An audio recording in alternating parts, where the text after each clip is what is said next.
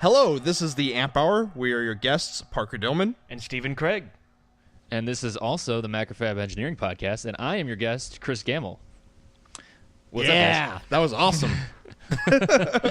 It's a mashup episode. Dual podcast. Yep. That's right. Yeah, so this is the second time that I've done this. We did this once with, we had Embedded on, and we did kind of a mashup thingy. Dave is at Electronics, and so he couldn't make it this week, and I was actually supposed to be on your guys' podcast anyway, so why not do a little crossover, air it on both channels. If there are any listeners out there that were expecting 2 episodes, like an episode of the Amp Hour and an episode of Mashuppery Engineering Podcast, sorry, you only get one. But yeah, only one. One super episode. One super episode, that's right. But on the bright side, the people that don't know about Mashuppery Engineering Podcast, then they learn about it. And if you guys have any listeners that don't know about the Amp Hour, then vice versa. So, I highly doubt that, but you never know. You never know. They could have gotten sick of us. They could have been like, I need a new jam, you know? So what's going on? So you guys are down in Texas, right?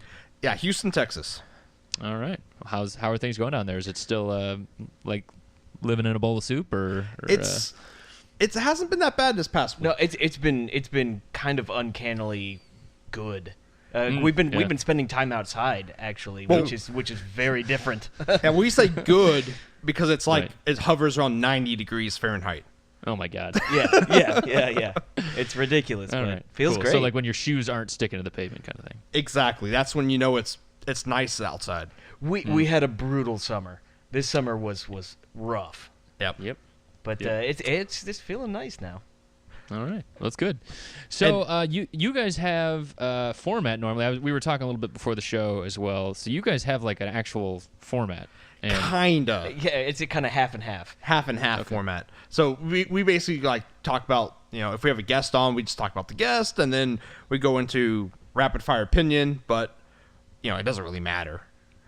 Not with a mashup like this. No. No, well, you got more format than we do, so that's fine with me.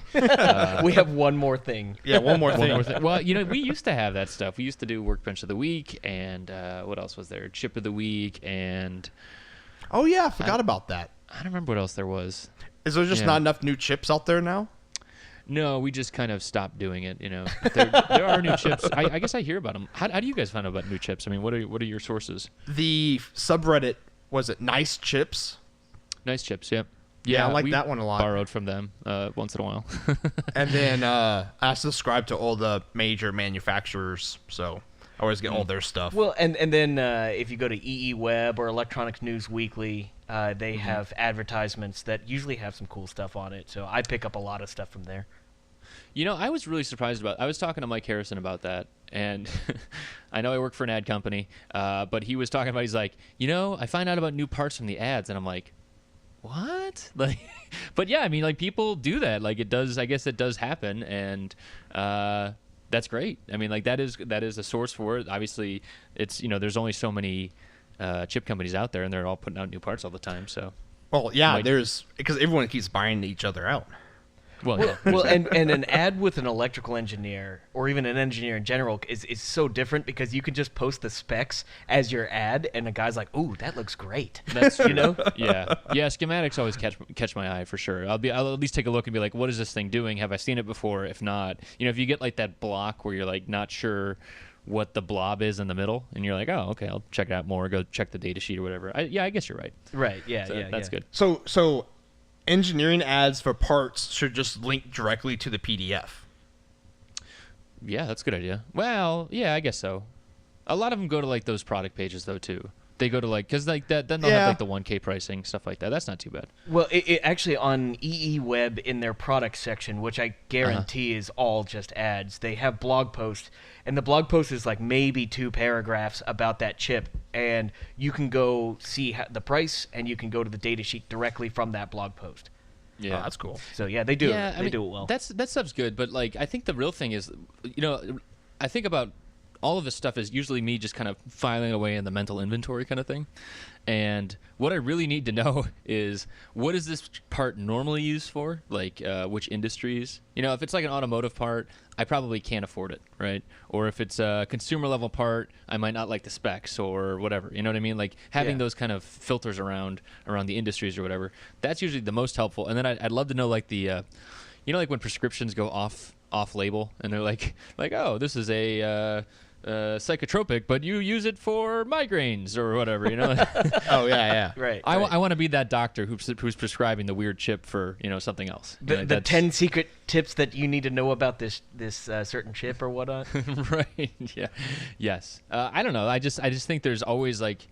So, like, I remember there was an audio part that I saw someone used. It was like an Class AB driver, pretty standard, but it was used for like a power amp for a power supply, like those kind of things where it's like, I guess you could do it by genre in general, but I always just thought that those kind of things are interesting.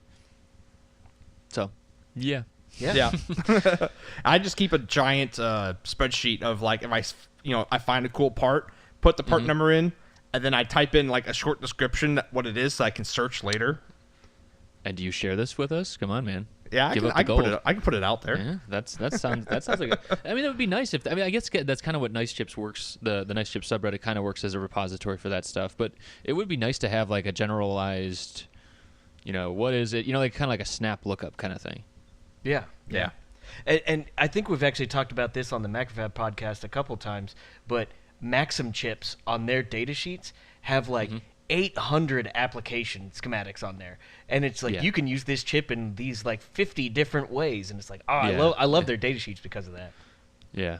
Yep. Those are really nice to have those because that always catches the eye too when you're scrolling down the data sheet page or whatever. Yeah. At least for me it does.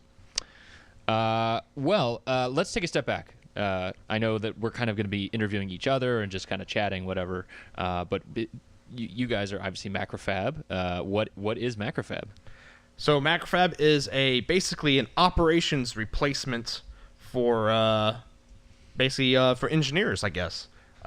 We basically do low volume OEM manufacturing for anyone that wants it. Nice. And what sets us apart from most contract manufacturers is we basically do everything from buying the parts, putting it together, inventorying it, and also drop shipping to your customers directly. But we That's all nice. do this with the aid of a web interface. Correct. That allows you to handle your inventory, purchase PCBs, do the entire thing top to bottom, including giving us instructions on how to build your product. It's an end-to-end application all over the web. Yeah, and everything is also has an API endpoint, so you can write your own software if you want to also interface with your like if you have your own web store, you can do everything through that as well. Explain that more. So like let's say someone orders some boards and you need to fulfill those boards, you can have the API endpoint automatically just click basically fulfill this order through my inventory at Macrofab. Oh, okay. So like tying it into like a what's that called? ERP system, I think. Yeah, I was thinking there's a WordPress based one. E-commerce, something like that. E-commerce stuff. Yeah, exactly. Cool. Well, that's really cool. And so you guys hold inventory too. Yeah, we hold inventory. Right. And so Parker, you and Chris were on Almost a long time ago. a year and a half ago. Okay. Yeah, that was And back we'll when we had like 4 employees. what are you guys at now? 20 something. Whoa, 23, nice. 24? And what's the split on that? Is it like a lot of people working the line, or is it a lot of software, or what? It's about half and half. Okay, that's great. About half the people work R&D and the other half is operations. Okay, yeah, and I think you guys even moved places, right? Or you were moving when we talked last time. Yeah, we had just moved to our current location, but we're actually moving again in like 3-4 weeks. Wow. We're Guess moving. That's a good sign, right? Yeah. You guys should maybe get a little bit more space this time than you need, but Yeah, our new shop is over double the size, so it's from 5,000 square feet to 11,000. Yeah. Nice. That's great. That's really and- great. You guys gonna double up the lines or anything, or? Not at the moment. It's mainly because it's the air conditioning. Our current Right, shop, Houston, yeah, our current shop has air conditioning, but it is not insulated well. Okay. And so you're just blowing money out the cracks of the building, huh? Exactly. I think it'll be like 94 outside and like 86 inside the shop. Damn. That's crazy. It gets And brutal. you're still paying hundreds of dollars a month for the privilege, right? Yes, exactly. Well, and at the same time, we have a reflow oven that's just dumping heat into that. Oh, that's true. It's actually not really the reflow oven, because the reflow oven's really well insulated. It's the fact that the reflow oven sucks about 1,000 CFM of nice AC air out your roof. Yeah, right. Yeah, right. Nice. Wow. That's that's crazy. What? Yeah, I'm always surprised by places like in the Midwest, or where I just moved to Chicago, but in Cleveland too. Like, and like these old factories, it's obviously the opposite. It's winter is the big problem here, but they just got like that single pane glass, and it's like the winters are obviously miserable in the lines, but at least they sometimes have the industrial waste heat that can at least they're paying for it a different way. You know what I mean? Yeah. I've seen up north. I've seen like for like mechanic shops and stuff where they just take the used oil and they have a used oil heater. Oh, I was gonna say like a barrel fire. Or Yeah, No, it's not all a barrel over the fire, but factory, it's just a barrel fire. heater that's designed that burns off the used oil. Oh, that's not a bad idea, actually. Yeah. I mean, if it's self-contained or whatever. Well, that is cool. I'm glad that you guys are expanding. That's a good sign. Mm-hmm. What about the? Can I just call it MEP? Is that cool? Yeah, MEP's cool. That's what we call it. Okay. All right. So, how long's MEP been going on? Well, this is episode 33, so we're an order of magnitude less than the amp hour. Yeah, we're on 315. Yeah. So, but everybody's got to start somewhere, so that's great. And there's obviously a lot of back episodes people can listen to, stuff like that. So, I think the reason I wanted to get to that is because we were talking about finding new chips. Are you allowed to? Do you guys like peek at the? I think I asked Lane this too from Osh Park when he was on. But like, do you peek at the designs when they come through? No, I don't. At least. Are you allowed to? I mean, like, I don't know. I don't even know how that works, honestly. Like, so. I just don't. I guess I just don't look at them. I actually don't know if we would be allowed to. I just from like a. I guess just from a time thing. Well, no, just from a moral standpoint, it's like that's their own thing. There's no reason I should look at it.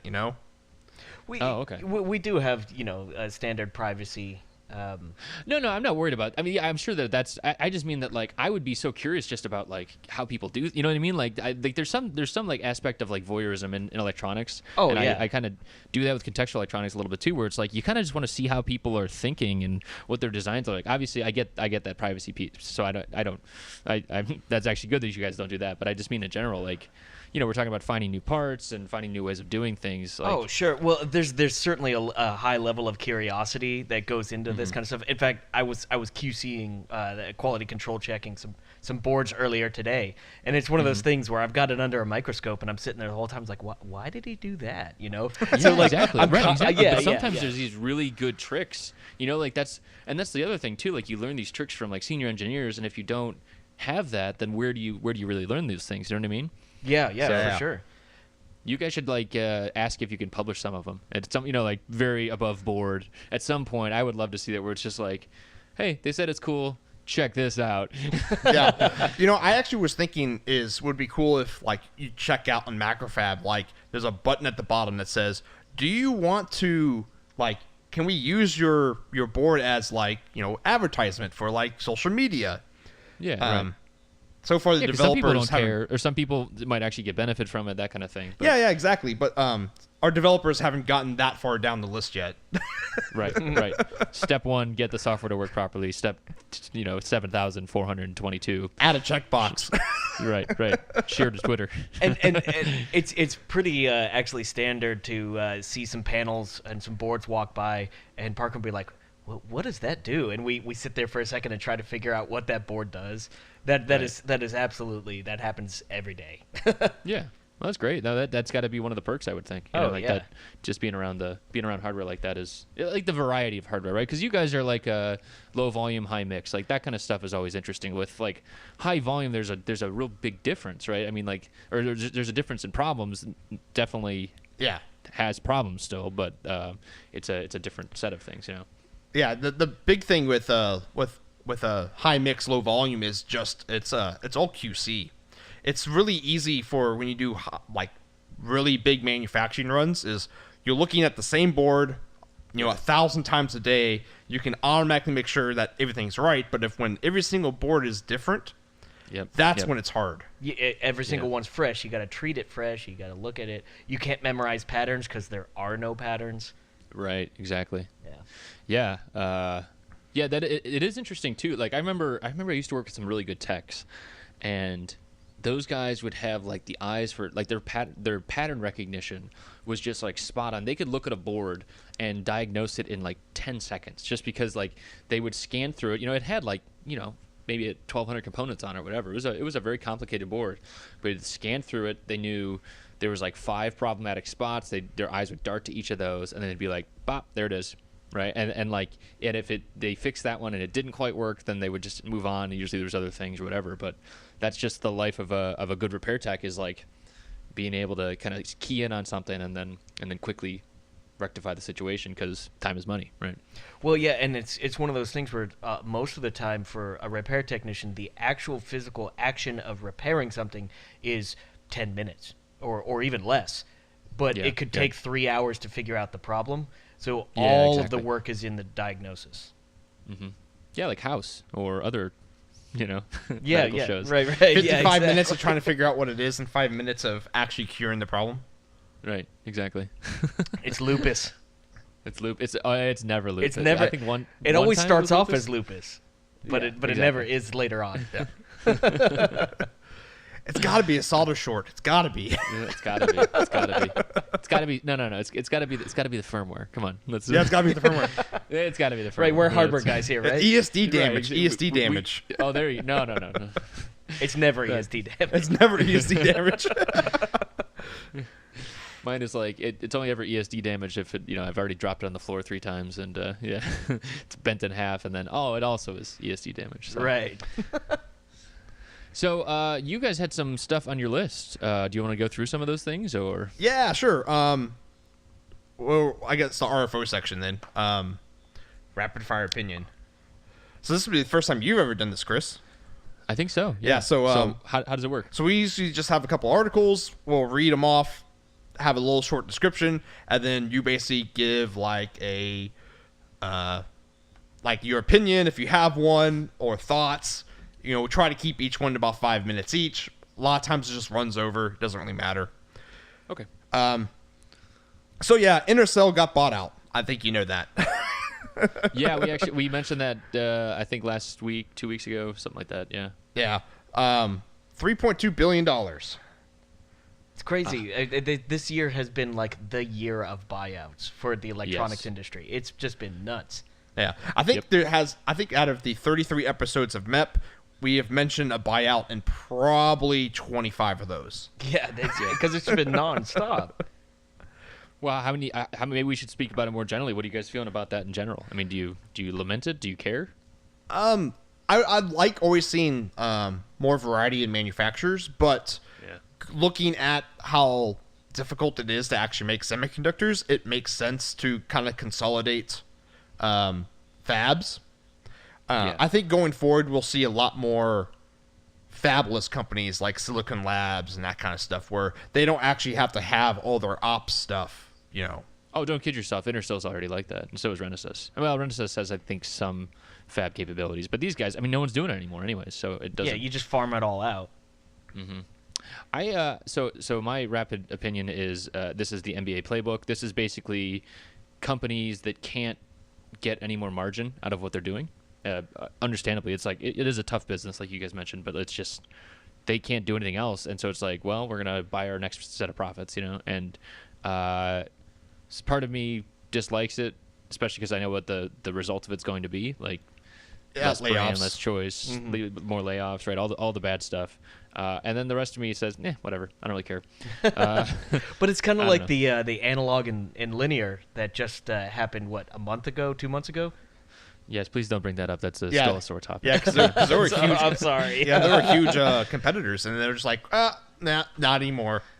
Right, and so I think if my real opinion is that the SEC is not the SEC, it's the FTC rather, the ones who do the antitrust stuff. They're just Federal Trade Commission. They're sitting on their asses, and I can't stand it. I mean, I know that gets into like political stuff as well, but like there should be more competition in general, but since no one's gonna do anything, it's like, all right, well, what the hell am I gonna do? Well, You know? yeah, it's also you got to think about do you try to force competition then at that point, and is that a good thing? That's literally their job. Yeah. Yeah. But is that a good thing and all that other stuff? Well, Yeah, okay, there- but and that gets into there's a other difference arguments, I think. between forcing competition and preventing monopoly. There's a very different thing there. Yeah, that's true. That's a good point. That's Well, a good point. I could see if like let's say that makes sense if like let's say was it Renassi? Renesis? Renesis. So if Renesis was doing like a hostile takeover, I could see like preventing a monopoly that way, sure. But what if like Intelsat's like, please buy us out, we're going out of business, kind of thing. Yeah, I guess so. I think what it really comes down to is that they look at. I think the large scale things look at it as like, the big anti-monopoly stuff is looking at this. They're also looking at like AT&T merging with Verizon type stuff, right? Like huge carriers, right? Where there's these huge categories. Whereas here they're like, oh, chip companies buying chip company. There's still a lot of chip companies, and it's like, but we know as you get down into the sub-genres of and the subcategories of chips, it's like, well, there's actually not that many in certain areas, and that's really where I have problems with it. You know, so like there's just fewer and fewer analog, and then fewer and fewer, you know, and maybe Power systems and stuff like that. Yeah, exactly. So I don't know. It, like I said, it probably kind of gets into the political realm, so we don't need to do that. But it bugs me. But what am I going to do? Yeah, exactly. Start your own chip company, Chris. Well, I'm sure That if is something Dave was you here, can do. He would start digging into me too. So yeah, I don't know how to design chips. So what's next on the list? So next is the we've all heard about that USB killer, right? Yep. I have, but maybe you should explain what it is real So quick. the USB killer is a device that plugs into your USB port. It has some capacitors and a little microcontroller on it, and basically it buck boosts up a couple capacitors, charges up to 200 volts, and then zaps your data lines multiple times a second. Just okay. So here's the piece I don't get. Why does this exist? Like, It's the same reason why does viruses exist? Why does graffiti exist? It's a hardware attack. no, graffiti is art. I'm sorry. It's art if the person who owns the building says it's okay.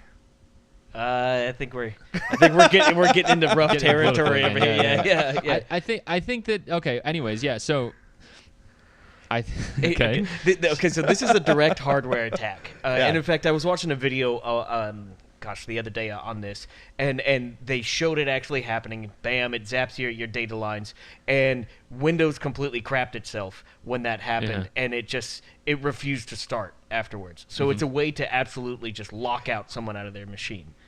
And so it's essentially it's vandalism. So yeah. Okay. like, what if Yeah. you plug? I guess well- this basically going forward is like, don't put public facing USB ports on devices. Yeah. The Apple method of remove everything. I guess so. Yeah. Maybe Apple was onto something. Doubtful. I don't think they're going through the 3.5 millimeter jack.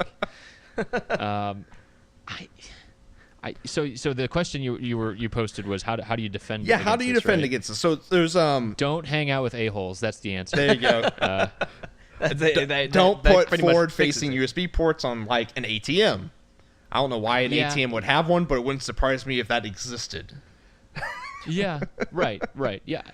But honestly, because of this, we're probably going to see some kind of protection devices that are fast energy dissipation devices that you can put right on your data lines. Yeah, that somehow don't load down the differential signaling. Yeah, some kind of like super fast Zeners that they can just dump it all out. If it goes fast enough, wouldn't it eventually start affecting? I mean, there's not like a lot of current behind data signals, but like, wouldn't it if you had a diode on there? I mean, obviously, they're there for Transient surge protection. It's like transients and stuff like that. You stick those on there, but if they're really fast, aren't they going to start impacting the signals at some point, or is that way off? No, I think it would start harming. I guess if you could detect that kind of event, like if it happens multiple times, so it's like, I guess like a smart ESD device, so you can detect that's not a normal ESD event. That's something trying to attack that bus and turn it off. Yeah. It's just more money we have to drop into this crap. Yeah, because I can see the people who get harmed the most would be like public libraries and stuff that got computers that anyone can use. Yeah. And then some honestly, jerk comes the way in. the way that I would solve this is actually not with electronics. I would solve it with a lock. I mean, you put some hooks in there, or you put some mounting holes in the side of the USB connector, right? So like on the left and right side, you put holes there, and then you do it like where you have a plastic device that inserts in there. Then you have a key that rotates, and it puts some not tumblers, but what are they called? Like bars into those holes, and then you can't that basically prevents you from removing the lock or inserting a USB device. Like that would be the way that I would do it. Not that you can't pick a lock, but at the certain, it's that same thing with like any kind of security thing where eventually, it's locks on a door. If someone wants to get in and they're going to hurt get your in. stuff, if they really want to, they're going to bring a sledgehammer and and mess your stuff up. Yeah, right? if they really wanted to mess up the computers at the library, they just toss them off the desk. Right, exactly. So, I don't know. Like I said, don't hang out with a-holes. That's probably the best one. Yeah. It just seems like a really discreet and simple way for damaging hardware. Yeah, exactly. It definitely is. Yep. All right, so next on the list is the Samsung Note 7 explodingness that's been going on. Explodingness, yeah. Yeah. Man, this got expensive too, huh? It's Yeah. $1 billion recall. I think we had that on our list of stuff too. Yep. So there's What about it? Yeah, so there was some official word from what Samsung's been doing. So Samsung says it's basically they're squishing the batteries too much, is what they're saying. Oh, And- like it was bad mechanical design? Yeah, so that's what they're saying. But Like, wait, if you have it in like your back pocket and you sit down? no, so all the things that when they blow up because they've been prolonged charging for long periods of time. Oh, That's why they're like, blowing up. The kind of like the way everyone charges their phones? Yeah, overnight. Yeah, you plug it in. And so what's interesting is Samsung says it's a bad mechanical design or something like that. But then Samsung pushed out a firmware update that limits charging to 60% of the battery. And so Oh my God. so if it was a mechanical issue, it's not like if you charge the battery to 100%, it somehow gets bigger. Right. It's not a balloon. Yeah, right? it doesn't fill up. Is that how batteries work? There's more electrons in there now, so it gets a little bigger. Maybe gets a little we bigger. have mechanical firmware nowadays. Yeah. I don't know. Samsung invented it. Yeah, so there's this guy we go. that was on the, I think it was the Ask Electronics subreddit on Reddit. His name's One David E. And he actually, his description is battery management systems and connectors. So I guess he knows his stuff about batteries. And Maybe. And he was the one who, yeah, maybe. He was the person that brought up the 60% charge thing. And so he thinks it's just bad battery management, which makes sense. Oh, you mean like the chipset that's actually Controlling it, yeah. Yeah, so it's doing the gauge, the fuel gauge stuff, and actually seeing how full is it? Because that is actually a pretty interesting topic of like battery gauges they're measuring voltage and as current comes through, but really it's just doing it over time and averaging. It's just recording data as it goes along and then estimating based on how the acceleration or deceleration of the charging happens, right? Exactly. Well, but a lot of times it actually takes physical readings too, because it's reading the temperature of the battery as that's happening along with that, which kind of gives a better gauge of where you're at. And so what's interesting is if it was truly a mechanical issue, Samsung couldn't do anything.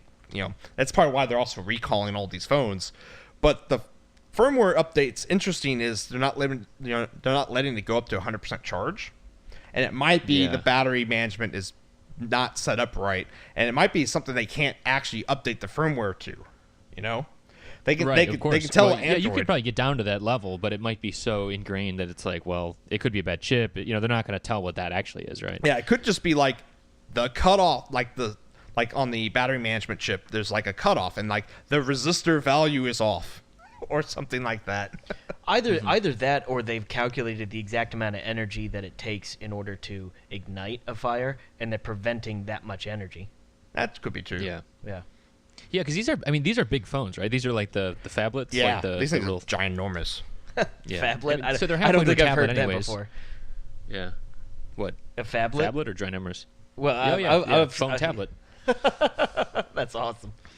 Yeah. Yeah, so It sounds as stupid as they look. Kind of like the Note. no, this Yeah. is the Note 7. Yeah. Yeah, so that thing's about this big. Yeah. Right. Huge. we're on audio, Yeah, I know. right, guys? It was this big. Imagine a square about the size of a Note 7. That's how big it is. Yes, this is very descriptive. Yeah, that's it's a tough problem too. Like I don't even know. I mean, this is a consumer level, right? So obviously Samsung is going to weather the storm monetarily, but like, man, that's just so much hardware in the world. Yeah, I does think that mean too? Like with a recall, like they'll actually give new ones? You think, or what? I would think, or at least get your 100% your money back. That's crazy. I think there's like doubt what, a it. million devices, something like that. Really? That many? Yeah. Something like That's some crazy. crazy number. Well, they're saying like Yeah. $1 billion recall, and you got to think what, $600 a phone. Yeah. Yeah. Yeah, I get $600-700 a phone would be great because then the rest would probably just be overhead and dealing with waste disposal stuff like that. Because I mean that's a lot of electronics waste too. Let's just use the phones in like China or something. Yeah, maybe they'll. I mean, it's possible they could refurb them, but those things aren't exactly made to be disassembled, right? I mean, like that's No, they're not. that's my frustration with a lot of phones these days. I miss just removable batteries. I know why they started doing that, but it's just frustrating to me. It's actually really funny because I have a OnePlus 2, and it does not have a removable battery, but the back comes off so you can change what color the back is. Oh, isn't that nice? Yeah, it's like why isn't the battery not removable at that point? Right. Well, that's just because consumers care more about the look and feel of stuff than they do about the specs because they're just going to upgrade in a year or two anyways. Well, yeah, so. but So- yeah, and I think there might be a little bit of malicious thought in there at the same time, where if you don't have the chance to change out your battery once your phone starts to degrade, then you just go buy a new one instead of just upgrade Yeah. your battery. I always hope that it's not that case, but I'm sure that's part of it. Yeah, unfortunately. Well, yeah, because lithium batteries have about 500 to 700 recharges before they start to Oh, degrade. is that all it is? Yeah, Oh, it's yeah, really it's not low. much. And so then you got to think is you have to recharge your smartphone once a day. That's about a year and a half. Right. That sounds right. Yeah, and So I was at IMTS yesterday, and at the end of the day was coming around, and I knew my phone was low on battery, and I was like ready to call an Uber, and the same thing happened where it was like, oh, you have 10% of your battery, dead. And I was like, I don't have a car anymore. I don't know where I am. So I'm sure they do this, but phone companies that report the level of your battery, if they could just make a better algorithm that's more linear with the discharge rate, because it seems like Yeah. man, my phone hangs at like 80% for a while, and then from 80 to 0 is like 20 minutes. Well, so what happens is it will notify you got 10%, and so then you check it every 2 minutes to make sure you have charge. Yeah, so you're Turn your artificially screen on, accelerating turn- it. Yeah, because it's right. like the screen That's is true. like 90% of the battery of that phone. Yeah. Well, and I wonder too, like, I mean, so you guys have seen the discharge curves of lithium ion batteries before, right? I Yep. mean, like, Yeah. and it definitely has that cliff at the end. But I just wonder about repeatability too. So, like, I mean, controlling for nominal current draws, whatever. Like you said, if it is someone checking the phone all the time, then yeah, it's going to obviously change things. But I don't even know. It must be somewhat consistent, right? I've never actually designed a fuel gauge chip in. I don't think so. I haven't designed a fuel gauge chip either, so I wouldn't know. Maybe I'll have to do that. I think that just might be the best solution is to just go design one in and see what happens, because I don't know. Like, it's, well, there are, I've seen what the series is like. The TI's got one series, the BQ 24000 series. I think they have fuel gauge in there. I've used the BQ47 something before. I think it's the 47. It's a Yeah. lithium battery management chip. Yeah, it's exactly. It's not just the charger anymore. It's like it's got a bunch of other bells and whistles on Yeah, it, right? yeah. So And it actually And- reports what level you're at? That one doesn't. They have some that do though, Uh-oh. Oh, okay. Yeah. Okay. and it kind of guesses. But yeah, Yeah, and it must be. I mean, maybe it's also tied in because it's a buck boost type of thing too, where like it's trying to switch modes as well. Trying to boost it up or whatever towards the end. Maybe that changes things, but I don't know. It just seems like a tough problem, especially since this is such a critical piece of technology over time. Yeah. Like where lithium ion is not going away, or well, whatever it is. Might be life EPOs or however you say that. Fusion cells, man. Polymers. Yeah. Wait, so how does that work? So you said 500 to 700 charges, but what about like on electric vehicles? I think it's about the same, right? No, how could that be possible? Well, maybe a year and a half for that's a full battery. cycle. Okay, so the charge that's talking there is a complete discharge and a complete recharge. It drastically decreases when you're doing partial charges.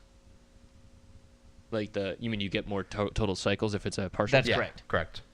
Oh, okay. So if you're just hammering the battery on and off, full discharge charge is 500 to 700. Right, and I guess that's how people use phones too, because there's just less capacity overall, whereas someone might drive to the store and back and then and top it up kind of thing. Yeah. Did you guys see that article? I actually didn't post it anywhere. Did you see that article about? It was a really cheeky title. It was like the car that Elon Musk dreamed of is finally coming to fruition. It's just not being made by Tesla. No, I didn't see that one. Yeah, because Chevy's putting out a new EV, like it's like a hatchback, tiny little thing, but it's got like, I think they said 230 plus miles of range on it. How expensive is it? It's a $30,000 after rebate. That's not bad. No, I mean like it really is. I mean like that really is like that is what they've been talking about a long time, and that's what I think the Model 3 is like as well. So yeah, interesting things happening with the automotive industry right now. I think, especially on that side. I wonder things. where they're going to get Obviously. their batteries from. I wonder if they're just going to buy them from Tesla. No, they said that LG Tech. So I assume that's part of LG Electronics, but that's who their battery supplier is LG Tech. So it'd be from overseas then. Yes. I don't know if there's. I guess there was that A123 was in Michigan, right? I think that was at one point, but they shut down. Yeah. So, that's honestly, I'm basing it all on a single New York Times article that I read and will post, obviously. But unless you guys want, do you guys want to do the notes this time? You can do. Yeah, the we can do notes this time. All right, sweet. Yeah, send people over to the Macrofab thing. Yeah. We'll have it somewhere though. Yeah. I'm always doing the notes. You guys are too. Actually, you talked about the IMTS, right? Yes, I did. Yeah, so I was actually looking through your pictures. What's with all the people with VR goggles on in that one picture? Okay, so is that a let virtual me just line? Step back yeah, so IMTS is a trade show that happened here in Chicago at McCormick Place, which is one of the main. There's McCormick Place down south of the city, and then there's Rosemont, which is out by the airport by O'Hare. And so it's a machining show. It's machining and robots and just industrial automation around metalworking and 3D printing and all this crazy stuff. So I was there yesterday. I took some pictures, and so the picture you're talking about is, I forget who did it. I think that was Haas maybe, but it was like a virtual. It was a virtual show floor, or a virtual shop floor rather.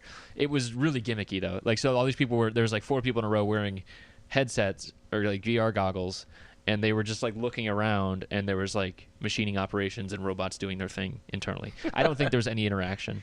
So it was like it was exactly like the show floor, like there's machines around doing stuff, except that it was in virtual. No, it was more like a shop floor, like an actual, like if you were actually in a machine so shop. it was like the Sims factory in VR. Yeah. Right, exactly. Yeah. So but here's what I will say about that, because I did want to talk about this as well. We have the most boring conferences in the electronics industry compared to them. Holy crap! So you saw the pictures, right? Yeah, I saw the pictures. Like so there was this one. I think it was a lathe. It must have been like a lathe station or something. But like you look at the scale of it, and like you're like, oh, it looks like just like a like a horizontal lathe with like the big closing cabinet, whatever. And then you kind of look a little closer, and you realize the bottom of the cabinet is at the top of people's heads because this thing is so huge that it's making parts for, I don't know, like engines or something, big Trains. ships or Yeah. it must, yeah. Camshafts It's just for shipping, like diesel engines and shipping boats. Yeah, exactly. I literally had shortness of breath yet. Like I was drinking a bunch of coffee, so I'm sure that was part of it too. But like I literally was having trouble breathing walking around the show just because it was just like so much sensory overload, and it was just like you're in the middle of it's a conference, right? It's the padded carpet everywhere and everybody's in suits. And then there's a 5-axis mill next to you cutting, a propeller and doing its thing, and you're like, what is going on here? And it's not one of them. It's like, and there was, just like the Haas station was probably 30 machines, all different, all doing their own thing, It was so insane. And I've been to a lot of electronics conferences, and we're so boring compared to that, Like, well, how do you compete with that? Lots of blinking LEDs. You still, like, I don't know. A couple $100 million would help you compete, for sure. Yeah, well, yeah, that was the other thing. Like, just the scale of like, I mean, it must have taken them days to move these things in there. They're huge. They're these huge machines, and like, and Chicago's union labor, so it's probably really expensive to move that crap in there. Can you imagine how much power they'd have to route for that place? Exactly. It's all 3-phase. It's like, yeah, it was nutty. And so let me pull up these pictures too, because I can talk through. I mean, obviously, we'll link it in. You need to look at the pictures, blah blah blah. Yeah. But imagine a picture of a giant lathe. Exactly. And, because maker fairs, you get 3D printers, and then sometimes you get like a DIY axis machine like a CNC, but. Yeah, exactly. And and actually, I was thinking of that too. Like, I have never felt that much because I had been using my 3D printer in the morning. I never felt that much like imposter syndrome, where like you go in, you're like, oh, I've got my 3-axis little, So before you know it, Chris, printer. You're gonna put giant tires and lift your 3D printer up. No, I don't think so. I don't think that would help even. Like, this is just like the scale of like, they've got like the super, they've got like 20 horsepower motors driving these, driving the spindles and stuff like that. It's insane. Wow. Let's see what else is on here. Oh yeah, I mean, like, obviously there's just the scale of the conference itself as well. What else did I want to say about that? Did you see the first picture, the big robot? Oh, the big arm. Yeah. So I say Fanuc, but I don't think that's right. I think it's Fanuc, or I'm not actually sure how you say the company name. But the reason I took a picture of that is because I wasn't allowed to take a picture when I went to the Tesla factory.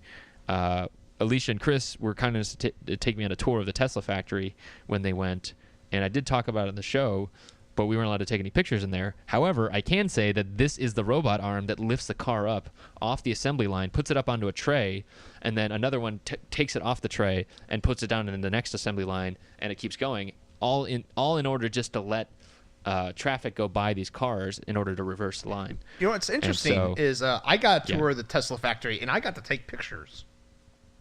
Maybe I should have just asked nicer. Maybe. How did you get to take pictures? I didn't ask. I just started taking pictures. You might get sued by Tesla. Like that's like an insta suing. Like that's like the only thing they pressed a button somewhere. Yeah, insta sue is like I open up my bank account and it's like negative $4 billion. You owe Elon Musk. Yeah. The only thing we couldn't do when we were at the Tesla factory was we couldn't go to the battery area. Well, like they're stuffing the battery boxes. They go underneath them. We could not go into that room. That's the only proprietary thing. That was the only thing they wouldn't let us go look at. So maybe when did you go? Maybe maybe they've changed their policy since I went. I don't know. That was 2 maker fairs ago. 2 or 3 maker fairs ago. All right. Well, maybe you just got lucky, or maybe you're gonna. Did you go on an on day? Like, were they working the floor? Yeah. Of course. We went on a weekend, so we didn't. There was no one there. Oh, okay. So that's probably why then as well. Yeah. I bet you it was maybe like business intelligence, how the line works, stuff like that. Yeah, it was probably that. Because all the machines were the only things that were on were like the 6-axis machines. They were like cutting out like the rear housing for the axles. and Gotcha. Okay. that was the only thing that was running, but everything else was shut down. Makes sense. Cool. I guess that's probably why. Yeah, that makes sense. Yeah. So otherwise at this show, though, I mean, like the robotics as well. Like, this is like a different we see a lot of robots these days, kind of moving into the maker space as well, and this is not that. This is like industrial, like Nachi and who's the other one, big one, Yakusawa or something like that. But yeah, these are just like crazy industrial robots. Obviously Fanuc, or I don't know how to say any of these names apparently, but it's obviously a lot of work holding stuff like that. So it's Kuka as well. I knew them. Yeah. So it's just fun to. I don't know. I can watch that stuff all day long. So Yeah, there's a really cool. highly recommend. Oh yeah, there's a really cool video of one that's like, it's one of the Japanese companies that makes those big robot arms, and they have two samurai swords that are touching just the tip, and they're like I've moving seen that. around, and yeah. Yeah. Check the description below to see that video. Yeah. Every year here in Houston, we actually have the Turbo Machinery show, and it's Turbo machine. Yeah, That sounds it's- awesome. I need to go. Actually, it's because of the, happening oil right industry now. or what? It's the power generation industry. So Cool. Yeah. so it's a lot of steam generation turbines. It's pumps. It's all the machinery that goes along with that. And a previous job, I used to go every year. I had to go every year and represent. But we got to walk around, and it was the exact same kind of thing. They had like 3D sand printers that were printing the turbine blades for a coal power plant, and it was just the machine's the size of the room, and it's just mesmerizing to sit there and watch it. And one year, Siemens actually showed up with a $3 million turbine and just set it in the middle of the room, and they had the whole rotor blade lifted out, and they on their stand they actually had a hologram where you went and you would walk into this certain area, and the hologram would project all around you, and this entire steam turbine would explode into all of its parts, and it was just like, oh my gosh, so like all of these turbine parts are all around you, and it's just like, I wish it could be some other industry that was doing, like, Siemens has enough money to pull this off, but like, Right. I it think was Chris super is right. Then we need more awesome stuff at shows. oh yeah. I mean that's what it comes down to, is like their stuff is just naturally awe-inspiring just because of the scale and the size and the power of it, right? Yeah, I mean, guess so. And but like are you keep opposite asking me the direction. question, like, you look at this thing and you're like, how did they make that? How, like, just because it is so big, how is it made? It's the opposite. Where? But it's the opposite way. Is something so tiny? How did they make that? Well, But it's we not our- kind of all- live in yeah. that world. Yeah, we live in that world. Right, but humans just don't naturally react to that because it's just at a certain point it just scales down to magic, right? Yeah, I mean, right, that happened exactly. Yeah. I got it. 51 We need to make a level. room size, just ginormous relay. It looks like one of those gates closing at like a parking gate. Exactly. and Except it closes in 10 milliseconds. and you have to put hearing. And you have to put hearing protection on when the latch hits. Right, exactly. It latches and the entire room welds. It needs to close with like a cannon shell.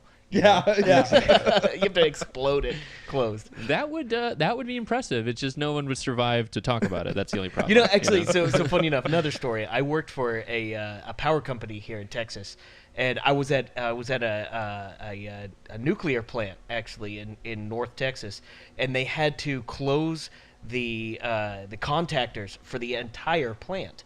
And they were these huge like devices. one huge knife switch. Yeah, well, What was here's it? the thing that's crazy. It looked like a giant conch shell.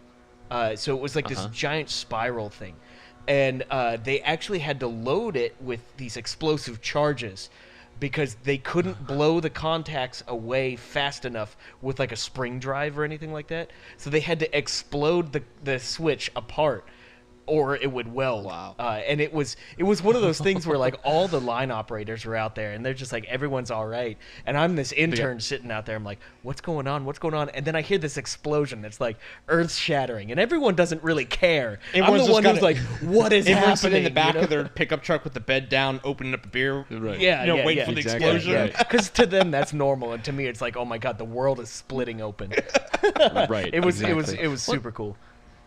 And that's the thing. So like that actually, that was another thing that like, so even walking around, right? You do a couple laps, whatever, and you know it's crazy because the human brain is very adaptable, whatever, and you do start to normalize it too. You're like, oh yeah, well like huge, like huge mill, right? Whatever. It's just Yeah, happens to be whatever. carving out like a full turbine blade or whatever. Whatever. But like I think that's the thing, because that I was thinking about that used to happen to me. I remember the first time I saw a bunch of fab equipment. The first time I went into a fab, it's just like you're like, holy crap! I've never seen anything this big before, right? Yeah. Like a lithography machine, right, with all its chambers and whatever, and you can watch it all day long. And eventually, you're just like, well, I gotta get some work done now, It's just like you just normalize to it because you have to, Like I don't know. So I'm sure it's similar. So maybe the key thing is just to keep going to conferences that you're not used to, and maybe that's where you really get the most magical bang for your buck. Yeah, Constantly having your mind blown. Yeah, right. yeah. Exactly. Yeah. So that.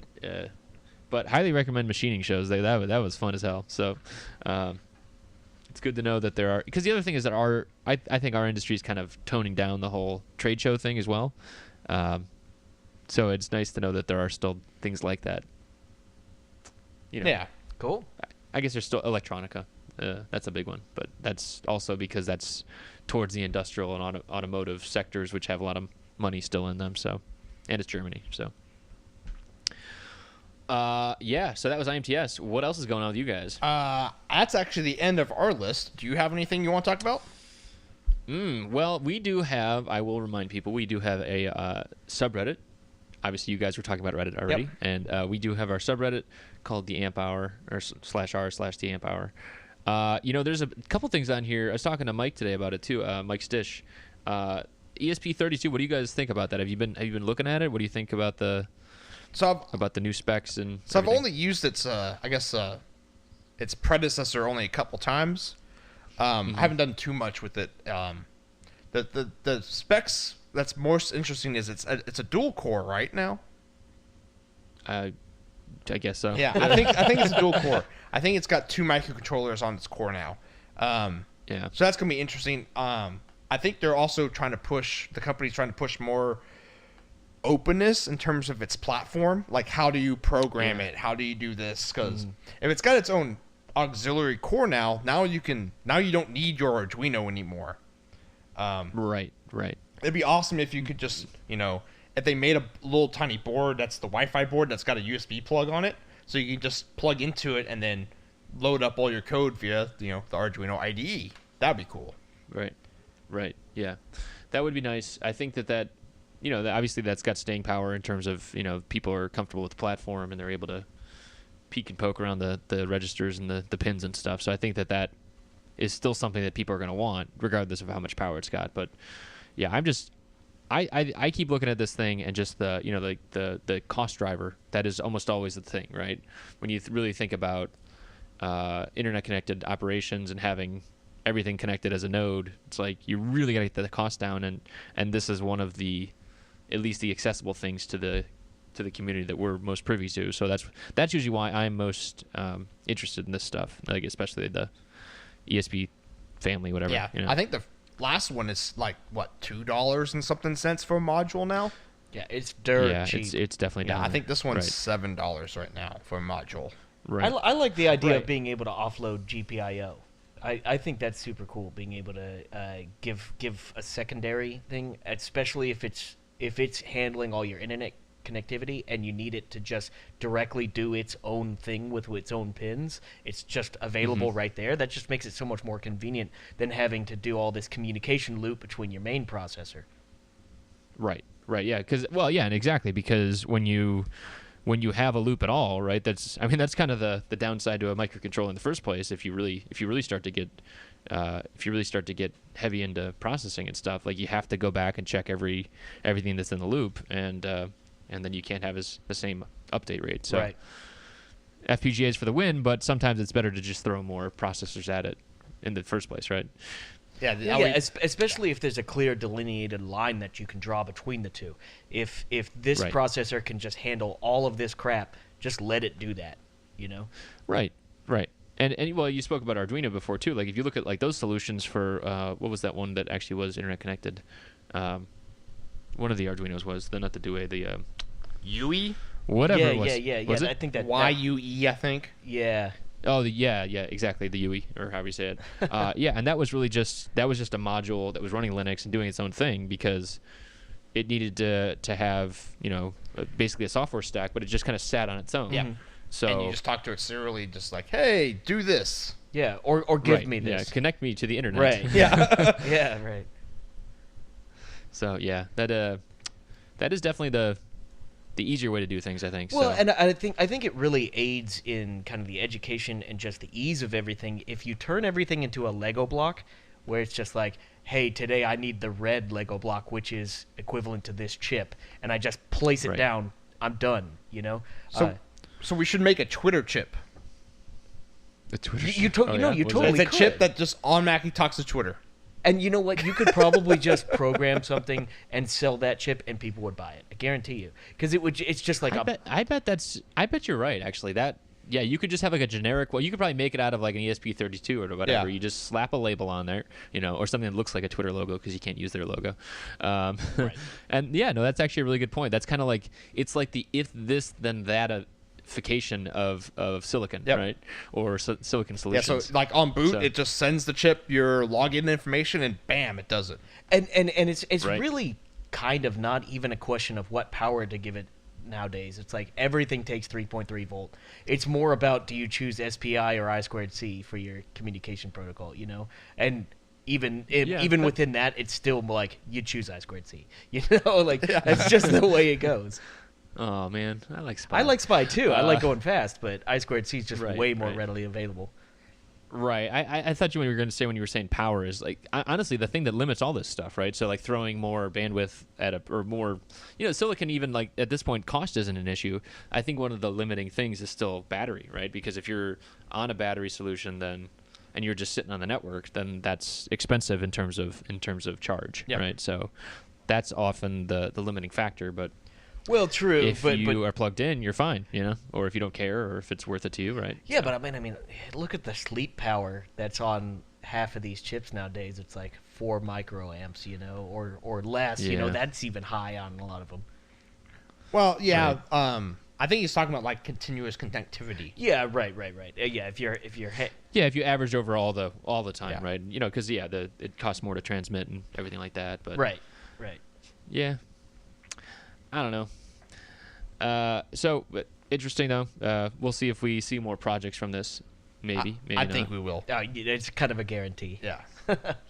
See, that's the kind of thing that I was kind of asking at the beginning. Like I don't need to know what the projects are or whatever. I want like just a general report of like oh, ESP32 is trending. You know what I mean? Like that's what your homework is, guys. I know you're not able to do it, whatever, but I'm going to still ask for it. Like I just want to know like what's the hot chip these days, right? Oh, you should pay attention to this stuff. And I think that stuff gets a little bit skewed as well because a lot of people are still, like a lot of the projects are, especially the one-offs, are probably using like, 328 at Mega. Yeah, I was about to say at 328 328p. Right. Right, but if you just like filtered out like the super common stuff, or you looked at the number 3, 4, 5 chips that are out there, that kind of stuff that's very I interesting. wonder if you could I just think that- troll like GitHub, looking for public accounts Yeah. and then looking for parts. Do you guys use GitHub for your designs? Yeah, I use. personally? I have my personal GitHub, and then we actually have a Macrofab GitHub. For hardware? Yeah, Or for hardware and software. Okay. What are you guys building hardware for yourselves? Yeah, or for the yeah, company? for the company. We have a couple like company-sponsored projects. Oh, I didn't know about that. Yeah, you should take a look at the super simple power supply, the SSPS. Okay. It's a Okay. what? It's like it's a 700 watt high current, high voltage output digitally controlled. There's nothing simple about it. It's the joke is in the name. Yeah, It's like this. yeah. It's this mega monster power supply that we've been designing for a year. Yeah, now. so it does. The main thing is it does plus minus 40 volt. So you can actually you can actually give it a waveform, and it will do that waveform at 700 watts. It basically what it is it's a function generator that has 10 amp output capability and plus minus 40 volt. So you can spit out DC or AC, or if you wanted to do like 12 volts with a ton of noise on it, you could just program that in and it'll give you that. So we're just trying to make like the one power supply for our bench. Yep. One power supply to rule them all. Exactly. Yeah. So all that stuff's up on GitHub too. So. And I see OPA 541 is the chip you're using. And which is funny because you were actually talking about that earlier about guys using audio op amps for power supplies. That's exactly what this. That's what that's for. Like pretty much exactly. Yeah. Because you can use that op amp for like 120 watt output, but we've parallelized them and reconfigured it so we can get like up to 700 watts out. Yep. Parallelize. Exactly. Them. Paralyzing something is very different. Right. Parallelize. Paralyzing is what happens to me when I have to make a decision on a new chip. Yeah. Okay, so I'm looking at the pictures now too. So so it's using a toroidal transformer. What comes off the transformer? Like 50, 60 volts off the transformer? Actually, so it's if I remember right, it's a 32 volt. That's RMS. All said and done, once it's rectified, it comes out to be 43 volts. Okay, and then it's kind of rail to rail on the actual output. It's real close chips to and rail stuff to like rail. that. It's not exactly, but pretty close. Do you guys not do? Is there meant to be a heat sink on this? And it's just not. It's shown, actually or gonna be water cooled. Yep. what? Yeah, we have a full we have a copper block where so here's the thing, off the transformers, then we have plus minus 35 volt regulators, and then those dump into our op amps, and all of that's connected to a water block which is in a closed loop radiator system. So you guys are making it super practical. Oh yeah, so absolutely. The joke is it was originally called the super stupid power supply, and we were like, and they told us you can't call it that. But we already said it was the SSPS, so we had to just come up with another. Right. The SSPS stuff. Yeah, right. I see. Exactly. Right. I got it. That's nice. That's a nice origin story. And actually, what's funny is a lot of it started from something that we've talked about a couple times is. I'll go to Mauser or Parker go to Mauser, and every once in a while I'll just go to like op amps and I'll just search for the most ridiculous op amp I can find. One like I've done that. Yeah, everybody does that. And I found you put the slider all the way to the right and you see what comes out. And I found the OPA 541s. I was like, oh my god, what can we do with this? And so it kind of spawned this huge project. Yeah. So wait, so what you have two of these? So it's a plus minus 40 volt. It's 35-ish. Okay. Yeah. But what output current 10 amp peak? 10 amp peak, yeah. But one or two of these things. So there's two channels in the output. Oh, that's nice. So technically you can get 70 volts at 10 amps. Yeah. Oh, because you could put them in. Yeah, we actually will have. Yeah, it actually will have relays built in, and so you just press a button that says, "I want to serialize the outputs," and then it'll go clack, clack, clack, clack, clack, and it'll automatically do that for you. Yeah. That's pretty cool. And it runs on. We actually have two 16-bit DACs which control everything. One of the DACs does 16 bits from 0 up to 35 volts. The other one does 0 down to negative 35. So we sort of have a positive negative 16 volt huge rail. And then we have a 16-bit current reading in, so we can see what our output current is for both channels. How does it do with capacitive loads? I mean, obviously it has to be a big capacitive load, but right. We haven't gone that far yet. We've kind of we've had the generalized hardware designed and the proof of concept, but that's kind of the point at which we're at. Okay. Yeah. Because so I'm guessing it monitors feedback right at the output. Yes. It doesn't have like remote that's monitoring stuff like that. Yeah, that's correct. Yeah. So like directly at the terminals. This is still a fun project, though. I mean, like this is that's great. I mean, that's really so. Like that's part of you guys' job, like to make funky projects. Yeah, that's part of it. Yeah. Yeah. And it's That's a it's pretty badass job. Yeah. it's stuff that we give fairly regular updates on the podcast. Yeah, of I what's was looking going at the on. tag. I saw if you look at the SSPS tag on your blog, it pulls up all the podcasts that are mentioning it too. Yeah. And I've been writing blog posts about the design as I go along and all the crazy stuff I've been running into. Cool. That's great. That's a great little thing to follow along with. Yeah, it's good. Like I said, voyeurism, right? Like you want to hear kind of well, what are some of the issues you ran into, right? What are the You can find every that's the single hard one things. I ran into. Yep. Right, of course, but I mean, like, there's so few ways to actually learn that stuff outside of. I mean, obviously I'm a big proponent of just do it, but you know what I mean. Like sometimes it's like it'd be nice to be able to have some prompting beforehand, where it's like, well, at least, if someone would have told House that it wasn't lupus, it wasn't going to be lupus that whole time, then he would have arrived at that last instead of starting with lupus. Right. You know what I mean? Exactly. So, like, having that for electronics is nice too, where you're like, oh, well, it's probably, it might, you should definitely check your rails, of course, but like, like having like this kind of laundry list in your head of things that it could be, and you're kind of just like, we're just pattern matching again, right? You're just trying to figure out, does this jive with things that I've seen personally or heard the MEP guys talking about, like that kind of stuff. I think that's really useful. Yeah. So back to GitHub real quick. So, what now the awkward question? What is your CAD of choice? Actually, that's actually really funny. That was a question that we were going to ask, but I didn't write it down. Okay. So you talked about EDA tool, right?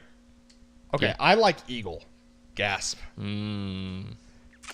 Okay. I'm probably the I odd see guy out. DipTrace. I'm a DipTrace dude. I am Captain DipTrace. No. I like DipTrace.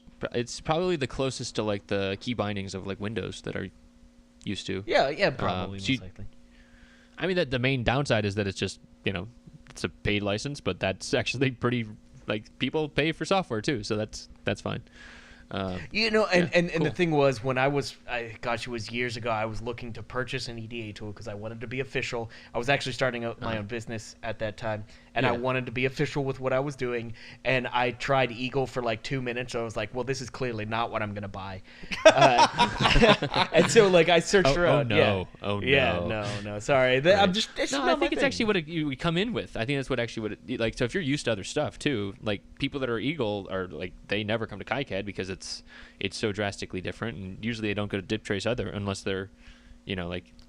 Usually, if there's not some forcing function, then people won't change at all. So I don't hold it against. Well, them. and I've found that Eagle guys are Eagle guys. They will just tell you all day long why Eagle is the best, and they think it's the best, and like they're just firmly Sounds like this stuck. is like a water cooler conversation. Exactly. Yeah, it is. Yeah, no, it's constant. Parker and I have this all the time, and I will admit there's a lot of things that Eagle does better than DipTrace, but there's just it's just so cumbersome for me. It just doesn't feel intuitive in any way, shape, or form. It feels like I have to figure out how to do everything, and I like my left mouse button. I like it a lot. There it is again. Everything else uses it except for Eagle. That's right. So I come from right, like a drafting program background, and Eagle's interface is just like, let's say, Autodesk 2000. And so like I started using Eagle. I'm like, you like doing the commands. And yeah, stuff, right? I started using Eagle, and I'm like, this is just like Autodesk. Right. Done. Yeah, and Right. and that's And understandable. now it actually is Autodesk. Yes, Yeah. now it is Autodesk. Right, Come full right. circle. That's right. And you, Chris, what do you use? I'm undecided, guys. I don't know. I thought you used KiCad. At least that's what you used for. Of course I do. Yeah, no, that's like what I build yeah. up. That's all I talk about. Yeah, no, I'm sorry. I'm about to say, I'm like, wait. You're really confused, huh? Yeah. No, yeah. So I'm a KiCad guy. So, no, because the reason I wanted to ask about this anyways is just because, is there any? Yeah. So the dip stuff is all raw. You have to look at the. You can't actually see any of the changes. Not that you can really use it for KiCad anyways, but like sometimes you can kind of discern like the changes in the ASCII format stuff. So like if you're doing a diff between boards. You can. It's not Right. You just mostly know that file is different. Yeah, Right. yeah. That's the main Yeah, thing. yeah, you know. yeah. Yeah, and I mean, so like, obviously, I argue with Dave all the time about GitHub. I think it's actually a great solution for hardware. I love it. Yeah. I think, but also it's the same. I think Dave's argument is the same argument that I have against Eagle, right? So like, using command line is very unintuitive for Dave, right? I find it very unintuitive for CAD, right? For typing actual full commands in, but like some people just like that. See, kind I of just stuff, use right? I just use the the GitHub Windows app. Oh no, I don't. It works great. No, it's terrible. Well, I'm curious now. Actually, what does Dave prefer? Dave uses folders. And I think Dropbox. Yeah, sure. No, we've talked about that a lot. And I like I said, at the end of the day, what it comes down to with revision control in general, it's like if you're doing anything, you're beating 80% of the competition, right? Because if you're just like, well, it's still there, so I'm fine, or like, that is not the way to do it. If I open up the program and it saves the Right. undos, I'm fine. Right, exactly. Yeah, that kind of stuff. Yeah. And so I think that I think Dropbox works fine, for that kind of stuff. It's a little bit cumbersome in terms of like it's always updating, but like, whatever. And it's actually saved my bacon a couple times too, where even though I was using GitHub, I had it in a Dropbox folder, and I was able to revert back even though because I was learning GitHub, the Git command, so I killed something, and I was able to back it up. So that's actually funny because I do the exact same thing. For everything that I have on GitHub, I actually have it on a Dropbox account too.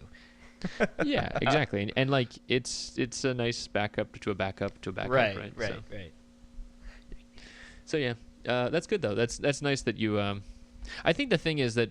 So like this was kind of the promise of Upvert as well. Like they always talked about, well, they had GitHub like functionality, but the real problem is that you don't really ever.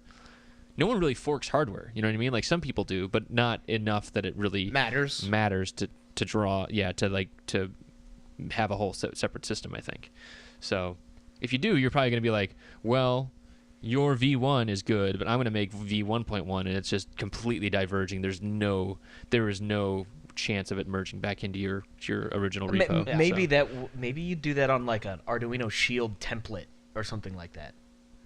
Yeah, I guess you could. But even still, like if you had a Shield template and I go and modify it, right? I'm not going to be like merge my changes back in. I'm going to be like, mine should be the new master. You know what I mean? Like that's probably the scenario that's going to happen. It's not going to be like oh, well, you'll pull my changes in. Maybe if you are on the same EDA tool, then maybe it's like with KiCad you can do pages and stuff. Maybe you split it out by page. Maybe if you could do that in DipTrace or Eagle too. But again, like it's not worth it because there's so much interconnected stuff. It's just not built for it. Right. So that's the downside. Yeah, I mainly use GitHub actually just so that I don't have to copy my files onto a thumb drive. Oh, to go between computers. Yeah, so like if I'm at work, I can save my changes to GitHub, and when I come home, I just get all my good stuff, and I'm like ready to go again. Yeah, that's don't have to worry about it. Right. Yeah, it's more of a workflow thing just to make sure that you're done at the end of the day. You definitely commit all your stuff and you're ready to go. Well, and we've put all of our Macrofab libraries and things up there. These are all the stuff that works with our house parts and everything. So that's that's super convenient, and we have it for the three major EDA tools. Yeah, DipTrace, Eagle, and KiCad. Hey guys, I hate to tell you, those are not the three. Well, majors. okay, I'm sorry. Maybe the three majors for you. The three majors for the hacker maker community. Let's put it that way. Right. You're absolutely right. Those aren't not the biggest. Yeah. Right. I think the billion-dollar companies that are behind the other ones might. Not $1 billion, but the big companies that they might argue with you on in that terms of who is uploading projects into a Macrofab right now. Those are the major ones. Oh, actually, that's always a good question too. Yeah. So those are the big three. Are you seeing not from a customer base, but just like are you seeing Altium stuff? We see a ton of Altium stuff. Yeah. Yeah. Okay. So that is another big one. Yeah. What about any like super weird ones or? Yeah, because you guys get actually the XYRS stuff, and you can probably tell from that. Well, right? this last week we actually had. So funny enough, we had a guy uploading files from Altiboard. If you've ever had experience, What? Yeah. So do you know Multisim from NI Instruments, National Instruments? Oh yeah, and they have that. They have the add-on package, which is Altiboard, which is actually the first EDA tool that I ever learned on, and I loved it. It was awesome. Really? Oh, it was so What about killer. So what I really liked about it, and maybe this was just being juvenile as an engineer, but what was cool about it is if you placed a part on a board and you wanted to modify that part, you could access the footprint as it stood on the board and modify it in place and save it right there. You didn't have to go to a separate anything to modify a footprint. You modified it right there and then saved it right to your file. So it was this. That sounds so dangerous. Yeah, no, exactly. It was incredibly dangerous. Well, then I double-clicked, and the SOIC became a MSOP, and, well, I guess that's why our product But failed. what was really cool is it had it was all in one package. Like with Altiboard, you had these It was fully integrated. yeah, these kind of revision loops that happened all over the place, all over your board, and I really loved it at the time. Regardless, we actually had a guy try to upload files from, not tried, he did upload files from Altiboard this week, which that was like, whoa, blast from the past for me. Like I didn't know anyone exactly. still uses that. We've seen stuff from Fritz Inc. Yeah, Fritzing. Yeah, I know a lot of people that like that. What's too. the other one? It's has a cat. A cat? oh yeah, FreeCAD. No, it's something like that though. Yeah, they That's not free I know what you're cat. talking about. It's a. No, not It's FreeCAD. got a cat for a logo. I can't remember what it's called. No, because we talked about them a couple episodes ago on the show, and then they contacted us. It was kind of like it was meant to be like a KiCad type open, or like open source stuff. Yeah, I think you're right. Oh well. I'm googling it real quick, see if I can come up with something. Yeah. No, Oh, well. googling cat it's gone. EDA tool actually comes up with the KiCad. All right. Yeah, I there was one of those. We sometimes see pads, Yeah. Cadence Yeah. sometimes. God forbid if you use that software package. OrCAD. It's rough. Well, I think that's the same thing. Like a lot of those, they're just the same because their customers asking them to be the same. You know, like that's. Yeah. Yeah. I think that that's actually like a great example of like the, you know, the what was it, the Henry Ford? If I would have asked what they wanted, they would have said better buggy whips or whatever. However that phrase goes. Wanted faster horses. Faster horses, whatever. Yeah. That's like basically what they're doing. Like their internal marketing, product marketing people are like, you know, what do you want us to change? And all of their high-paying customers are full of, you know, 30-year CAD engineers who are experts at what they do. Don't get me wrong, but they're like, don't change anything. They're like, all right, great. Yeah. You know, will do. Because those are the guys that renew their subscription every month. Exactly. Yeah, and it is not a small No. check. So yeah. So anything else on this list that we should be talking about here? Let's see. Yeah, Google killed their smartphone. Blah blah blah. Yeah. ITT Tech is closing. That's kind of interesting. That's actually another. That's actually a funding thing, but I don't really have any love lost for them. For-profit education, Yeah. at least in certain forms, are sometimes a little shadier than they should be. I've had a couple friends who unfortunately went through ITT, and I've never heard anyone say anything positive. Yeah. And I'm sure there are success stories, but yeah, it's I think unfortunately on the larger side, it's not delivering for the electronics. At least I mean, like I said, I knew some techs that were decent, but I think they would have been decent no matter where they went. You know what I mean? Exactly. So, yeah. Yeah, I guess that's kind of all we got on the list here, guys. I think so too. Cool. Are you guys going to be at Maker Faire New York? Because I think I met Parker there the first time, right? Yeah. I don't think we are going. I can check with Chris, but I don't think we'll Okay. be going. Okay. Well, I will be there. I found out. I'll be coming back from Europe, so I'll be flying through there. But so if anyone is there, seek me out. I'll probably be a zombie, but I'll be around. That's at the end of September, right? It's October 1st. Yep. That's We'll be moving and all that good stuff. Come on, man. Just like, you know, hire a moving company and you'll be done with it, right? Sure. That's how it works. Sure. Yeah. That's exactly how it works with a small startup. Yeah. Cool. Well, hey, I'm glad we could do a joint podcast like this. This is breaking new ground for the electronics podcast side of things, huh? Yeah, this is a lot of fun. Yeah, it was awesome. Maybe if Carl and Corey ever come back, we can, you know, I could do one with them too. Subtle dig towards Carl and Corey. Those slackers. Anyways, it was good talking to you guys, and I'm sure we'll talk soon. Yep, later.